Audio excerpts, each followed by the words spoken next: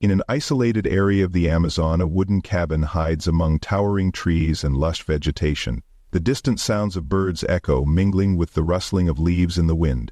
Inside the cabin, Michael Jackson, his hair shorter and streaked with gray but his posture still elegant, sits at a piano. Dressed simply in a white shirt and beige linen trousers, he plays a soft, unreleased melody. Candles illuminate the room while old photos of his children rest on a table. On the floor, an open notebook reveals handwritten song lyrics, proof that his creativity has never ceased. In the nearby village, a bustling market overflows with colors and aromas. Tropical fruits are piled high on wooden stalls, while locals chatter in Spanish with distinct regional accents. Michael, wearing a wide-brimmed hat and dark sunglasses, strolls discreetly among the crowd. He greets a fish vendor with a gentle smile, exchanging a few hesitant words in Spanish. His calm demeanor contrasts with the lively atmosphere, yet he seems at ease, blending into the simplicity of village life.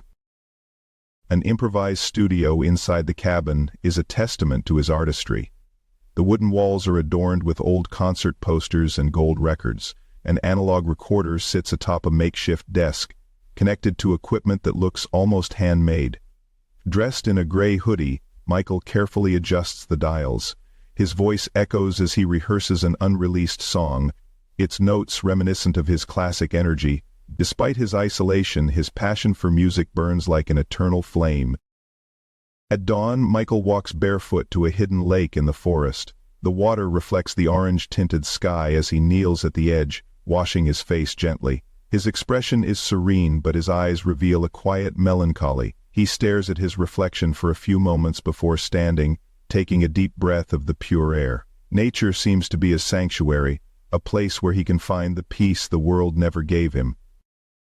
In a small nearby town, Michael enters a record store that seems frozen in time. Wooden shelves hold stacks of vinyl records, and the air carries a nostalgic scent. He walks through the aisles, letting his fingers glide over the album covers. When he picks up a James Brown record, his eyes light up with memories of a mentor and friend. The elderly shopkeeper smiles warmly, unaware of the true identity of his mysterious visitor. End of preface. Near the village square, Michael watches a child playing guitar and singing with an impressive voice. Slowly he approaches, clapping at the end of the performance. The child, delighted, thanks him, and the two share a brief conversation.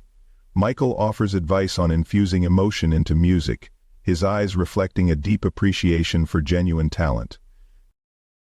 A storm rages over the forest with lightning illuminating the cabin. Inside, Michael sits near a fireplace, a blanket draped over his shoulders. He holds an old journal filled with thoughts and sketches. On one page, handwritten lyrics hint at themes of redemption and anonymity. The flickering firelight reveals his aged face, still marked by the familiar features of the man who once captivated the world. A traditional festival fills the village with music and dancing. Michael, dressed in simple clothes, mingles with the locals, clapping along to the rhythm.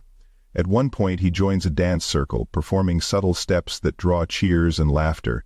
He smiles, carried away by the collective joy, all while keeping his true identity hidden. Back in the cabin, Michael stares into an old mirror.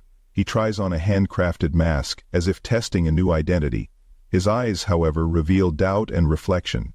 Deep down, he wrestles with the balance between his desire for anonymity and the pull to reconnect with the world.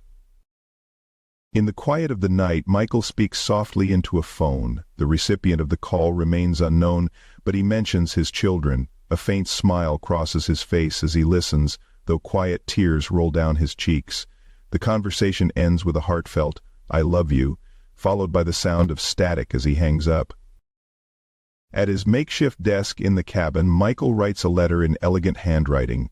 Beside him lies an old photograph of his children.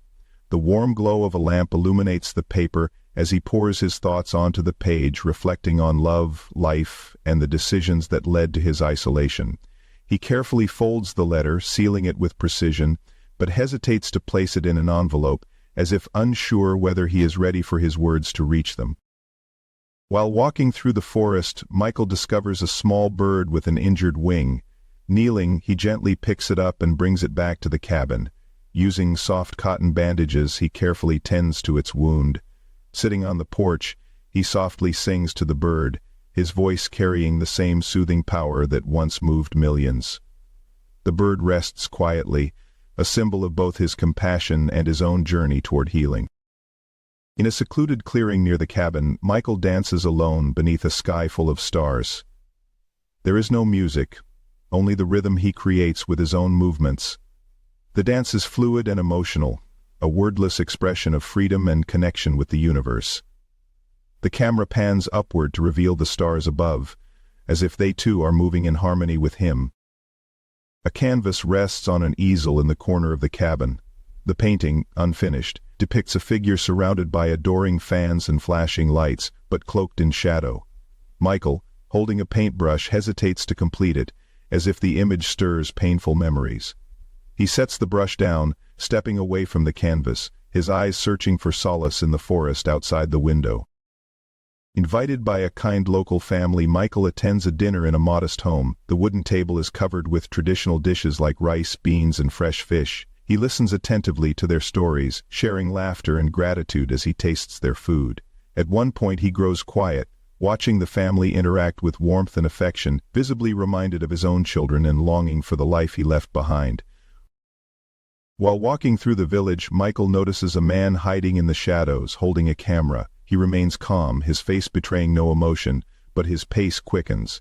Back at the cabin, he begins to gather personal items, tucking away old photographs and lyrics into a small bag. His expression is tense yet resolute, knowing his sanctuary may no longer be safe. At the village plaza, Michael sees a local newspaper on a small stand. The headline speculates about rumors of him being alive, fueled by online conspiracy theories. He buys the paper, reading the article with a composed but concerned expression. Folding the paper carefully, he tucks it into his jacket and walks back into the forest, his mind heavy with the knowledge that his peace may soon be disrupted. Violent storm sweeps through the forest, shaking the cabin as thunder rumbles overhead. Michael stands by the window, watching the torrential rain. His reflection in the glass seems to merge with the lightning outside, symbolic of his inner turmoil. In the background, an old vinyl plays Human Nature, the lyrics echoing the emotion swirling within him. The scene captures his solitude and the weight of his choices. Realizing he has been discovered, Michael leaves a handwritten note on the cabin's wooden table. The note reads, "Sometimes we must disappear to truly be free. My love remains with all who share my dream of a better world." He picks up a small backpack and, without looking back, walks into the forest. His silhouette fades into the darkness, leaving behind the quiet echoes of his music. The camera lingers on the empty cabin, its door slightly ajar. The wind blows through the room, rustling the pages of a notebook filled with his handwritten lyrics. Faintly, the sound of someone singing drifts through the forest, soft yet unmistakable. The camera pans upward, revealing the vast expanse of the Amazon, as the haunting melody grows louder, a testament to Michael's enduring spirit. His voice, though hidden from the world, continues to resonate like a whisper carried on the wind.